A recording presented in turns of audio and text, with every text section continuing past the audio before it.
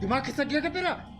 पागल हो गई है? अभी तो सिर्फ खरोचा है, फिर से मेरे घर में घुसने की कोशिश की तो काट डालूंगी, समझा? भूल गई तू पहले क्या थी? 2 टके की। रे क्या बोला? फिर से बोल।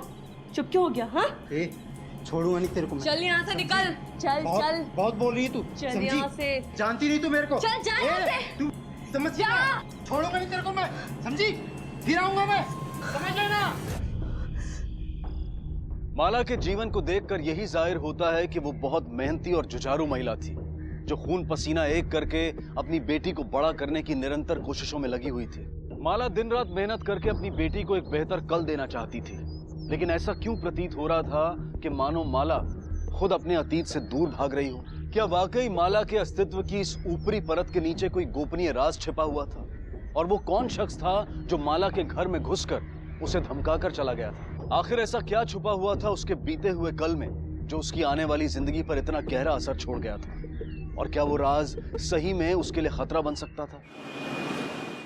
कल वो हरीश आया था फिर से, तो पुलिस में कंप्लेन क्यों नहीं करती है? नहीं कर सकती, अब जानती हो ना। चलो चुप। सोनू, अगर आप मम्मा को जाने नहीं दोगे तो मामा लेट हो जाएगी ना, और फिर मम्मा को डांट पड़ेगा, नहीं ना? बाय। ए चंकी, तू बड़ी होके ना बिल्कुल तेरी मम्मी जैसी बनना, हाँ? एकदम बहादुर। क्या है? हाँ, पिछले 1 हफ्ते में माला 2 बार लेट आई, मुझे इसके बारे में पता भी नहीं। सर सुबह तो देखा तब नहीं, अभी दिखाई नहीं दे रही। सर वो आई है, वो इधर ही है, कुछ काम कर रही होगी, मैं उसको बुला के लेके आती हूँ। माला, माला, माला, माला।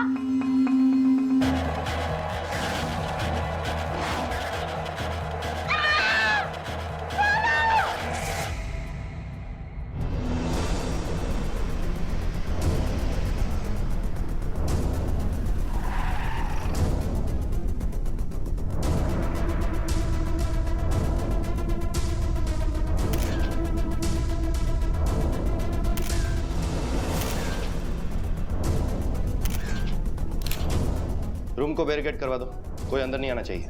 मुझे 2 शिफ्ट में 24/7 यहाँ पे कांस्टेबल चाहिए। सर तिवारी। हाँ, क्या कह रहे थे आप? कौन सी मीटिंग? सर वो मैं ये कह रहा था सर मैं हर हफ्ते एम्प्लॉयज की मीटिंग लेता हूँ उनकी प्रोग्रेस चेक करने के लिए। आप कौन? सर मैं प्रवीण, ओनर का बेटा। I look after you. इन्हें प्लीज बाहर ले जाइए, बाहर ले जाइए प्लीज। एक पल में माला के जीवन का अंत हो गया। एक पल में सारे सपने, सारी महत्वाकांक्षाएं, सारे मंसूबे मानो अस्तित्वहीन हो गए। माला की इस निर्मम हत्या के पीछे क्या राज था? वो कौन था या थी जिसने इतनी बेरहमी से माला को मौत के घाट उतार दिया था? ऐसे कई सवाल अब पुलिस के सामने थे। ये 47 में कौन रह रहा था? गेस्ट डिटेल्स मंगवाइए। Sir mister Parmar, mister MT Parmar. क्या बात है, आपको सारे गेस्ट के नाम याद है? सर एक्चुअली वो हमारे रेगुलर क्लाइंट हैं। अच्छा, तो अभी कहाँ है वो? सर मिस्टर परमार 2 दिन से ज़्यादा रुकते नहीं हैं, अब तक तो शायद चेकआउट कर चुके होंगे। कब? 8 बजे शायद। शायद क्या मतलब? आपको पता नहीं चेकआउट कब किया? सर मैं रोज़ 10 बजे आता हूँ, उससे पहले वो चेकआउट कर चुके होते हैं। रजिस्टर में एंट्री होगी, मैं लेके आता हूँ। जाइए। सर आपको कुछ चेक करने की जरूरत नहीं है, मैं बताती हूँ आपको। खून हरीश ने किया है। उसको इतनी खुन्नस थी माला से कि वो एक दिन होटल तक पहुंच गया, रोज माला को टेंशन देता था।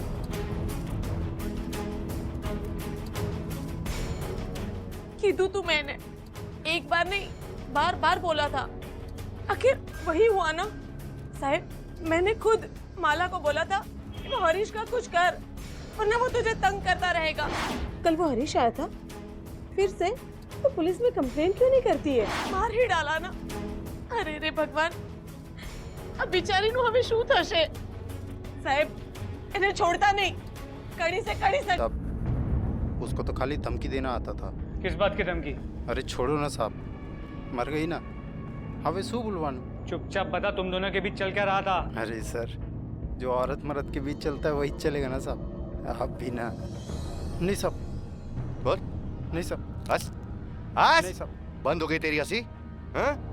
तोड़ दूं उंगली तेरी? नहीं बोल, साहब, नहीं साहब। बोल क्यों डराता था उसे? बोल क्यों धमकाता था? नहीं मार डाला तूने? नहीं मारा, नहीं मारा साहब, नहीं, प्लीज छोड़ दीजिए साहब, प्लीज। बोल साहब मैंने कुछ नहीं किया साहब। जिस दिन वो मरी उस दिन मैं नाके पे ही था साहब, पत्ते खेल रहा था साहब, एक बड़ा हाथ भी मारा साहब। वो 4 लोग और थे, राजू भाई, जीतू, चिंटू परेरा और सुनील। चाहो तो आप उनसे पूछ लो, मैंने कुछ नहीं किया साहब। सर, हरीश सच कह रहा था। उस दिन वो पूरा दिन नाके पे ही था। वहाँ के कई लोगों ने उसे वहाँ देखा है। लगता है उसे छोड़ना पड़ेगा। कुछ ना कुछ इन्फॉर्मेशन उसके पास जरूर होगी। पीछा जो करता था उसका, सड़ा उसे बेंच पर। और कोई इन्फॉर्मेशन? सर, फोरेंसिक रिपोर्ट इसके मुताबिक कमरे में किसी भी चीज पे कोई खून के निशान नहीं थे। क्लियर है, किसी भारी चीज से वार किया गया है और हमारी इन्वेस्टिगेशन में वो चीज हमने मिस कर दी है। क्या हो सकती है ये भारी चीज? ये तो होना ही था। अब ऐसी लड़कियों का यही हाल होता है ना साहब। ऐसी लड़कियां मतलब? कुछ याद है उस दिन किसी को देखा था तुमने यहाँ? कोई अजीब बात, कोई इंसान, कुछ याद है तुम्हें? मैंने आपको बोला ना सर, वो हरीश वो बहुत कमीना है। एक बार तो वो होटल के अंदर भी घुस गया था, किसी को नहीं पता कैसे। मुझे तो उसी पर शक है।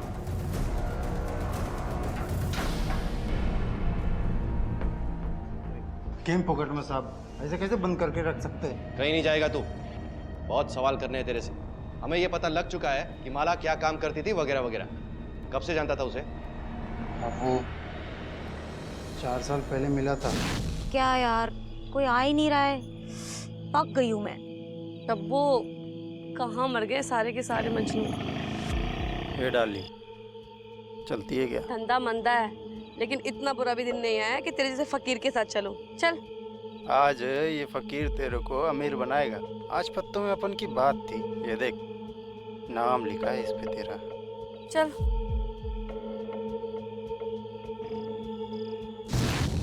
उस दिन से तो जैसे अपना रोज का मिलना जुलना हो गया था साहब। फिर अचानक पता चला वो पेट से थी। साला सब बंद हो गया उस दिन से। और वो बच्चा तेरा है? मुझे क्या पता साहब, ऐसी लड़कियों का क्या भरोसा। कूड़ेदान में तो सबका कचरा होता है ना साहब। अब किसका कचरा कौन सा है ये थोड़ी बोल सकते हैं। समाज के असली कचरे तो तुम हो।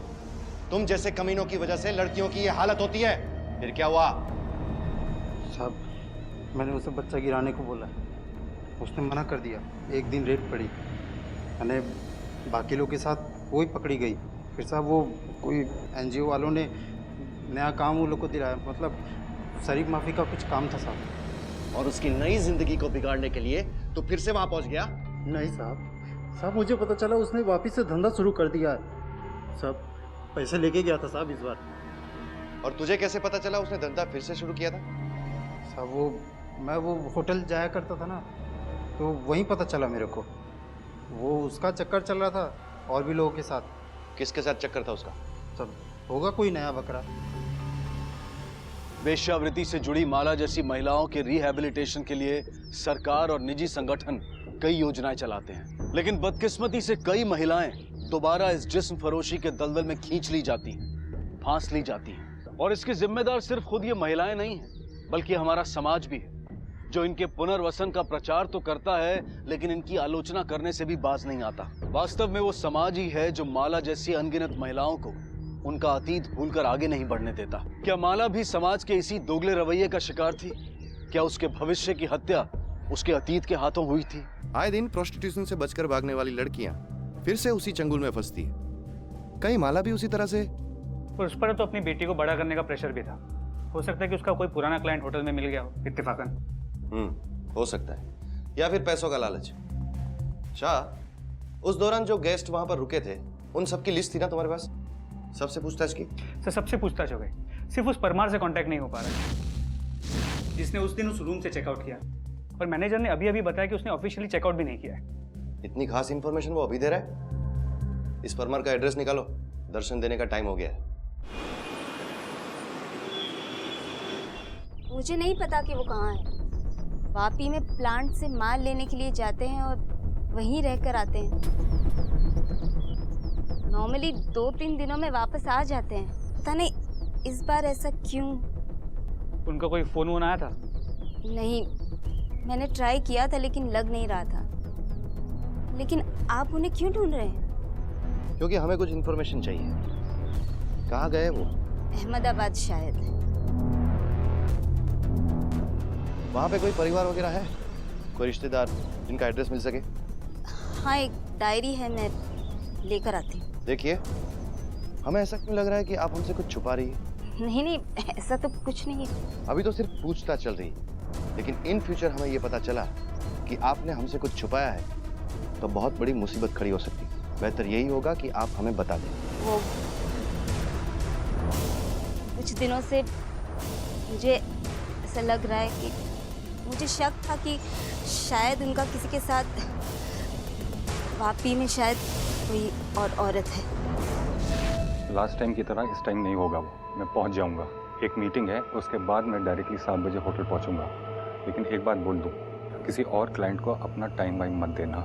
इस बार मेरे को तेरा पूरा वक्त चाहिए, बिना झिक-झिक के, समझी ना?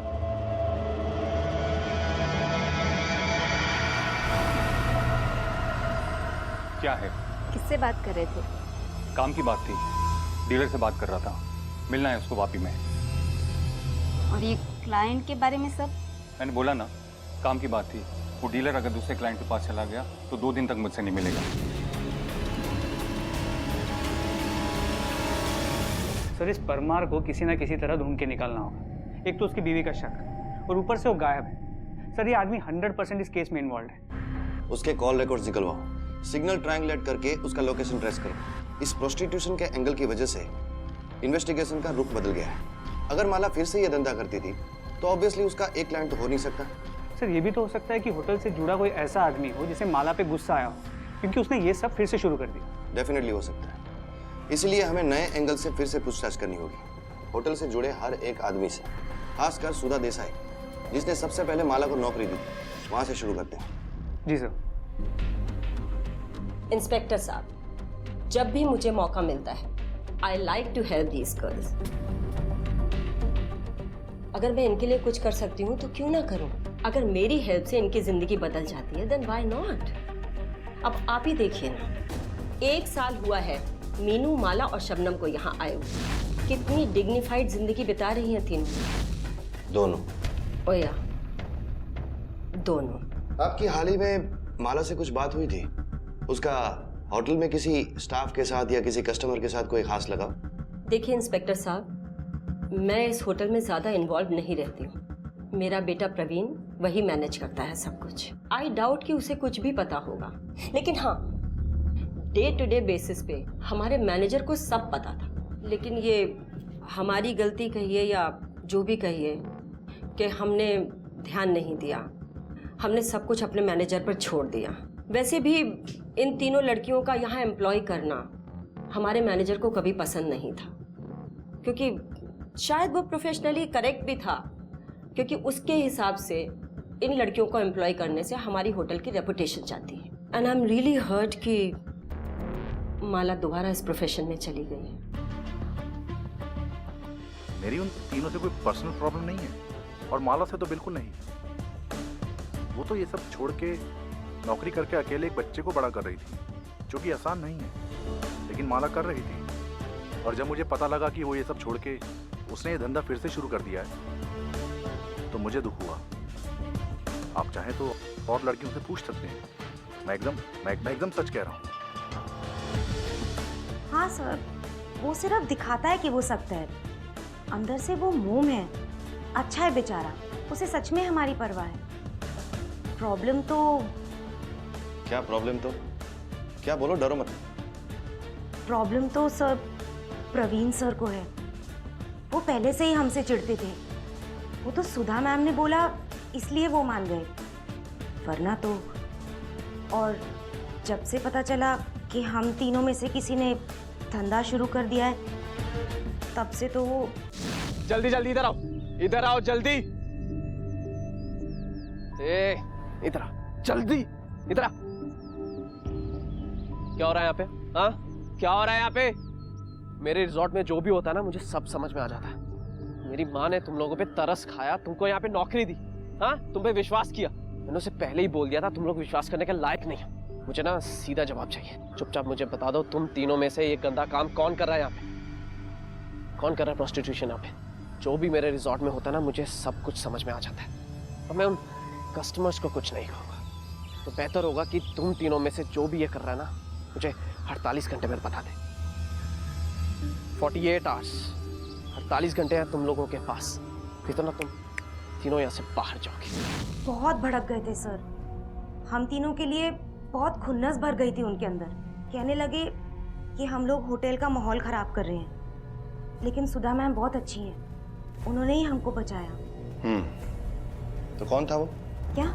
वो कौन था तुम में से जिसने धंधा वापस शुरू किया था? मुझे नहीं पता सर। देखो शबनम, सच बता दो। हमसे कुछ छुपाना तो तुम्हारे लिए अच्छा नहीं होगा। मैं सच बोल रही हूँ सर, कसम से मुझे नहीं पता।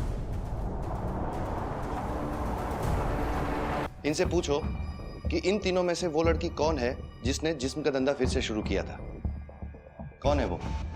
तुम थी?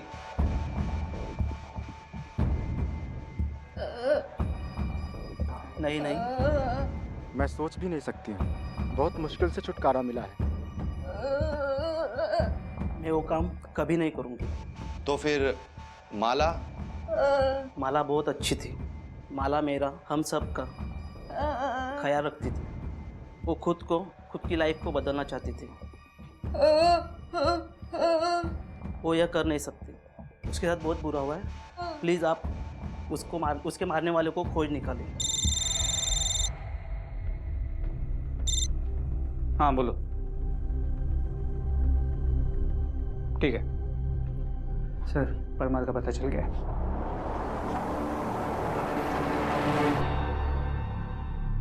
अरे सर, मैं सच बोल रहा हूँ, मेरा इससे कुछ लेना देना नहीं। मैं तो एक मामूली सा बिजनेसमैन हूँ। तेरी बिजनेस टिप्स कहाँ कहाँ लगती है ना, वो सब जानते हैं हम लोग। सीधी तरह से बता, वरना इतने डंडे मारूंगा ना कि बिजनेस करना भूल जाएगा तू। माला के साथ तेरा चक्कर कब से चल रहा था? माला? कौन माला? ये माला जिसका तूने खून किया है। अरे इसको तो मैं जानता भी नहीं सर। मुझे तो ये भी नहीं मालूम इसका नाम माला है। हाँ, मैंने इसको होटल में जरूर देखा, लेकिन वो भी दूर से। उसके बाद एक बार बात भी हुई मेरी उससे, लेकिन उसके 5 मिनट बाद मैंने इसको मुर्दा पाया। तो फिर भागा क्यों वहां से, वो भी बिना चेकआउट किए? क्योंकि मैं डर गया था सर। ये सब देख के मैं डर गया था। मुझे कुछ समझ नहीं आ रहा था। अब सॉरी सर, मैं बाद में आती हूँ। अरे कोई बात नहीं, कोई बात नहीं, आप कर लो। वैसे भी मुझे वॉशरूम में टाइम लगने वाला है। आराम से करो।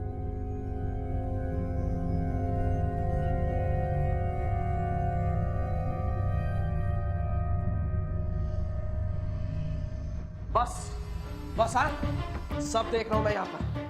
तुम गलत समझ रहे हो। मैं कुछ गलत नहीं समझ रहा। हाँ, सब पता चल गया मुझे। तुम ये सब गंदे काम कर रही हो ना। अरे ये स्कर्ट पहले से ही अरे मैं तो तुम्हारी जिम्मेदारी भी ले रहा था। सबसे छुपाकर। ए बस हाँ, तू कुछ और नहीं बोलेगी, समझ में आई तुझे? हाँ, उस आदमी के जाने की आवाज आने के बाद चेक करके बाहर निकला तो जमीन पर पूरा खून था। मैं इन सब में फंसना नहीं चाहता था।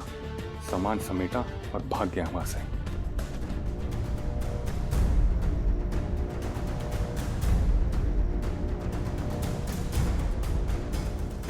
पर तू वहां माला को मरता हुआ छोड़ के भाग गया। मेरा उससे कुछ लेना देना नहीं था माला से, तो मैं उसको क्यों मारता? देख, हम सब जानते हैं तेरा और उसका चक्कर चल रहा था ना। यहाँ आने से पहले तू उसे फोन करता था ना, और फिर होटल रूम में जाके तुम दोनों टाइम पास करते थे। सर वो ये नहीं थी सर। तो कौन थी वो? सर उसका नाम शबनम है, और वो भी उसी होटल में काम करती है। मेरा माला के साथ कुछ लेना देना नहीं है सर। तेरा लेना देना किन किन लोगों के साथ है ना, वो हम पता कर लेंगे। मैंने झूठ बोला। मुझे मेरी नौकरी बचानी थी। इसके अलावा मैंने और कोई झूठ नहीं बोला। ताकि लोगों का शक तुमसे हटकर माला पे जाए। और तुम्हारे इस झूठ की वजह से माला की जान गई हो तो किन किन लोगों को माला के बारे में ये झूठ बताया था तूने? सर, मेरे को पता था कि विजू हम सबको बहुत हेट करता है। इसीलिए मैंने उसके कानों में ये बात डाली। मुझे पूरा भरोसा था कि वो 100% यह अफवाह जरूर फैलाएगा, और उसने वही किया। मैं क्या करूं सर? मुझे ये नौकरी की जरूरत है और मुझे पैसे भी कम पड़ रहे थे, लेकिन मैंने ये झूठ माला को फंसाने के लिए नहीं बोला, खुद को बचाने के लिए बोला। मैं जानती थी कि माला सबकी फेवरेट है और उसकी एक छोटी बच्ची भी है। सर, मुझे पूरा भरोसा था कि सुधा मैम, मैनेजर और प्रवीण सब उसको माफ कर देंगे, लेकिन मुझे नहीं पता था कि कोई उसका खून कर देगा। सर, माला ने मुझे और मीनू को बहुत संभाला है, एकदम अपनी बहन की तरह। और मैंने उसके साथ क्या किया? तुमने अभी ये बताया कि विजू तुम सबसे नफरत करता था। किन किन लोगों को बताया होगा उसने माला के बारे में ये झूठ? सर, सबको। सबको बताया? और बताता भी क्यों नहीं? साहब गंदी नाली में रहती थी तो उधर ही रहो ना, बाहर निकलने की क्या जरूरत है? सब बिगाड़ के रख दिया। होटल क्या उनके बाप का है कि जहां देखो वहां धंधा खोल दिया? तो होटल क्या तेरे बाप का है जो तू डिसाइड करेगा कि कौन अंदर आएगा और कौन नहीं? और तू जो ये गंदी नाली की बात कर रहा है ना, वहां पे ये लड़कियां या तो बदकिस्मती से पहुंचाई जाती है या वहीं पे पैदा होती है। गंदी सोच तो तेरी है जो तेरे अंदर पैदा हुई, और ये कम था जो और लोगों में भी फैलाया तूने। गंदगी तूने फैलाई, उन लड़कियों ने नहीं, समझा? विश्वास नहीं होता ना? एक अकेली असहाय औरत असंख्य कठिनाइयों से जूझकर किसी तरह अपनी इकलौती बेटी को बड़ा करने का प्रण लिए जीती है। हिम्मत से डटकर हर मुश्किल का सामना करती है। इतना ही नहीं, अपने अतीत को पीछे छोड़कर उस पर भी विजय पा लेती है, पर आखिरकार हार जाती है एक अफवाह के सामने। अपने स्वार्थ के लिए फैलाया गया एक घिनौना झूठ बना माला का अंत। इससे यह साबित होता है कि एक मामूली अफवाह का परिणाम भी अत्यंत भयानक हो सकता है। इसलिए बेहद जरूरी है कि ना तो हम अफवाहों को पनपने दें और ना ही इन्हें फैलने दें। माला की हत्या का कारण तो पुलिस के सामने था, लेकिन हत्या करने वाला अब भी अदृश्य है। तो देखा जाए तो मोटे ऑलमोस्ट हर किसी के पास था ये परमार। इसको तो सारा कच्चा चिट्टा हमारे सामने। हो सकता है इसने माला के साथ जबरदस्ती करने की कोशिश किया, माला ने इनकार कर दिया और इसका अपने गुस्से पे से काबू हट गया। ये प्रवीण और विजू ये तो माला से नफरत करते ही थे, और इस शबनम का चक्कर सर कुछ समझ में नहीं आ रहा। सर ये सब झूठ बोल रहे हैं, और इस परमार ने तो खड़े खड़े कहानी बना दी उस आदमी और माला के बीच के झगड़े की। क्या कहा था उसने? किसी भारी चीज से वार? सर हमने पूरे कमरे की फोरेंसिक जांच की है, कुछ नहीं मिला। कुछ नहीं मिला क्योंकि वो चीज वहां पर मौजूद थी ही नहीं। वारदात वाले कमरे में जो ये लोहे का शो पीस था, वो स्टैच्यू हर एक कमरे में था। समझे तुम? जी सर।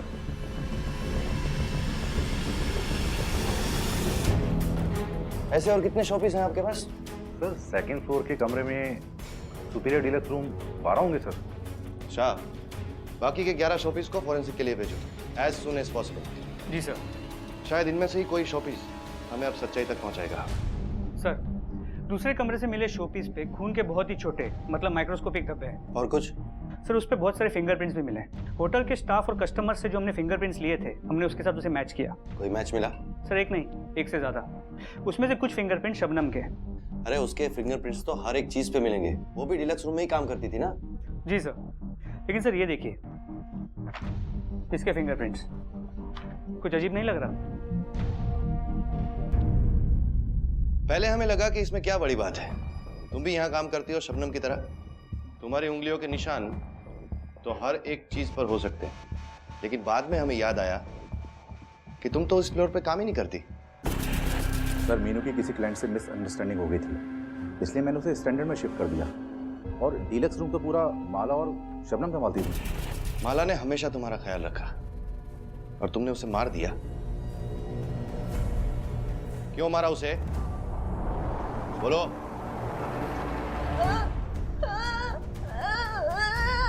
मैंने नहीं किया, मैंने नहीं मारा। माला दीदी थी मेरी, मैं उससे बहुत प्यार करती थी, लेकिन जब मैं उसे बुलाने गई तो मैंने देखा माला दीदी को मारते। उसने मुझे धमकी दी, मैं डर गई, इसलिए खून वाली मूर्ति छुपाने में मदद की।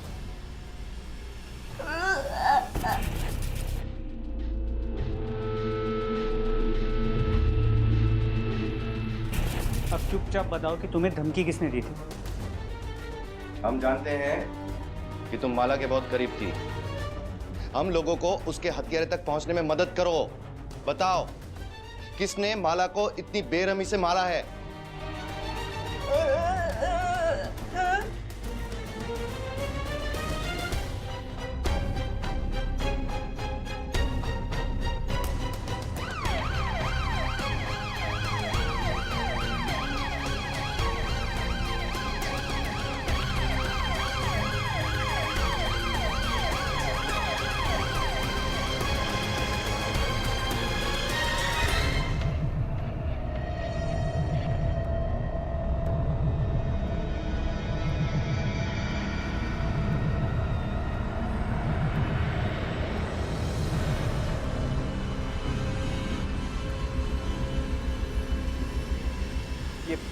ये आप मुझे यहाँ पर एक कॉमन क्रिमिनल की तरह, मैंने कहा ना आपको, I am innocent, damn it. अच्छा, लेकिन मीनू ने तो हमें कुछ और ही बताया।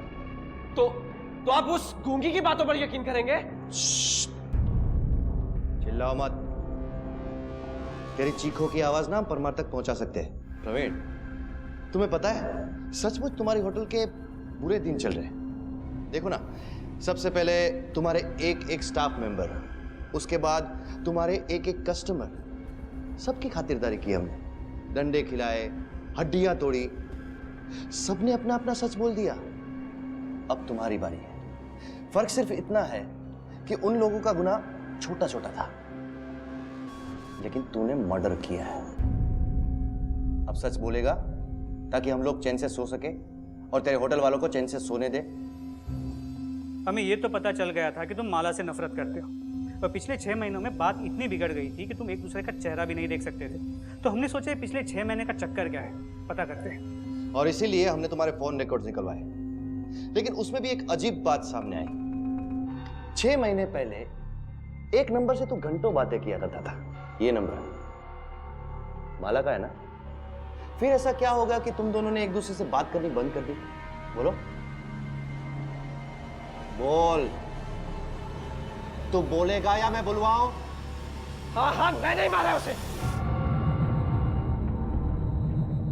मारना नहीं चाहता था पर मारा।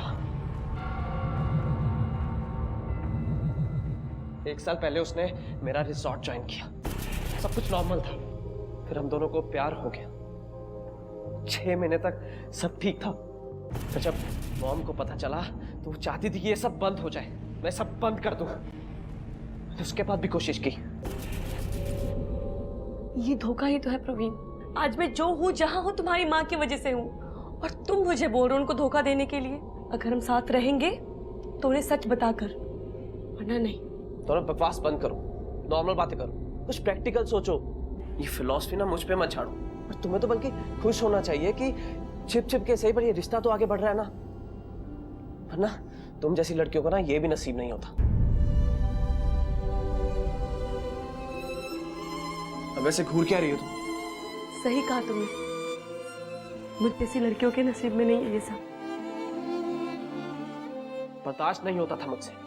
1 सेकंड में मेरा सब कुछ खत्म हो गया, लेकिन हमारे दरमियान कुछ भी नहीं था। लेकिन जब उस विजू ने मुझे आकर ये बताया कि इन 3 लड़कियों में से कोई एक लड़की फिर से धंधा करती है, तो वो मुझसे सहन नहीं हुआ। मुझे समझ आ गया कि एक बार की वैश्या ना पूरी जिंदगी की वैश्या है। मैंने अपनी आंखों से उसे उस परमार के कमरे में देखा, अपने कपड़े एडजस्ट कर रही थी वो।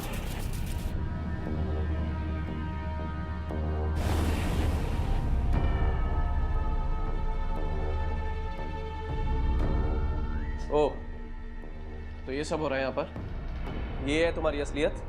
क्या क्या बोल रहे हो तुम? क्या बोल रहा हूँ? बड़ी बड़ी बातें करके तुम ये गिरे हुए काम कर रही हो, अपना जिस्म बेच के खा रही हो। तुम गलत समझ रहे हो। बस कर। हाँ, सब देख चुका मैं। तेरे प्यार में ना मैं अंधा हो चुका था। प्रवीण, ये इसका बस हाँ, सब देख रहा हूँ मैं यहाँ पर। तू जैसे गिरी औरत के लिए ना मैं अपनी माँ के आगे रिक्वेस्ट कर रहा था। अरे मैं तो तेरी और तेरी बेटी की जिम्मेदारी लेने वाला था। सबसे छुपाकर। बस आप बहुत मत कर। हाँ, क्या बोली? हाँ, हाँ, बहुत देखा मैंने। ये सब कुछ जान के बोल रही थी ना। हाँ,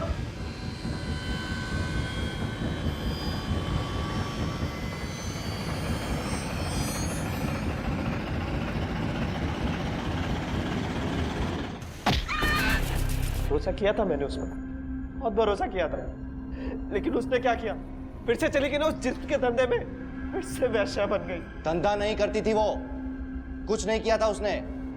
और जिस लड़की की तू बात कर रहा है ना, वो माला नहीं शबनम है।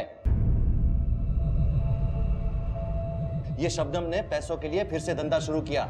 ये परमार वगैरह, इन सब का शबनम के साथ चक्कर था। इन सब के कन्फेशन है हमारे पास। ये मैंने माला पुनर्वसन, दूसरा मौका, नई जिंदगी। माला को दिखाए गए ये सपने मात्र शब्द बनकर रह गए। वास्तव में हमारे समाज ने माला को कोई ऐसा मौका दिया ही नहीं। एक तरफ सुधा थी जिसने बेशक माला को नौकरी दी, लेकिन माला और उसके बेटे के बीच में कोई भी रिश्ता सुधा को नागवारा था। दूसरी तरफ परमार और हरीश जैसे हैवान जो अपने स्वार्थ के लिए माला जैसी लड़कियों को फिर से वेश्यावृत्ति के रास्ते पर लाकर खड़ा कर देते हैं। और अंत में प्रवीण, जिसने माला से प्यार तो किया लेकिन उस पर कभी विश्वास नहीं किया, और उसका अविश्वास इतना गहरा था कि इसकी वजह से प्रवीण ने खुद माला की जान ले ली। इस पूरे हादसे के अंत में अगर एक चीज अच्छी हुई तो वो ये कि अपने बेटे के गुनाह का प्रायश्चित करने के लिए सुधा ने माला की बेटी के पालन पोषण की पूरी जिम्मेदारी अपने सर ले ली। इस सत्य से मुंह नहीं मोड़ा जा सकता कि माला के साथ घोर अन्याय हुआ था। बदकिस्मती से उसके अतीत ने उसके वर्तमान और भविष्य दोनों का गला घोट दिया। उसकी मुस्कुराहट, उसकी जिंदगी उससे छिन गई। किसी की आलोचना कर उन पर अपनी राय बनाने की बजाय अगर हम सही मायने में सच्चे और निस्वार्थ भाव से उन्हें स्वीकार करें, समाज में आत्मसात करें, तो आज के इस केस की यही हम सब के लिए सीख होगी। इसी विचार के साथ अब मैं अनूप सोनी आपसे विदा लेता हूं।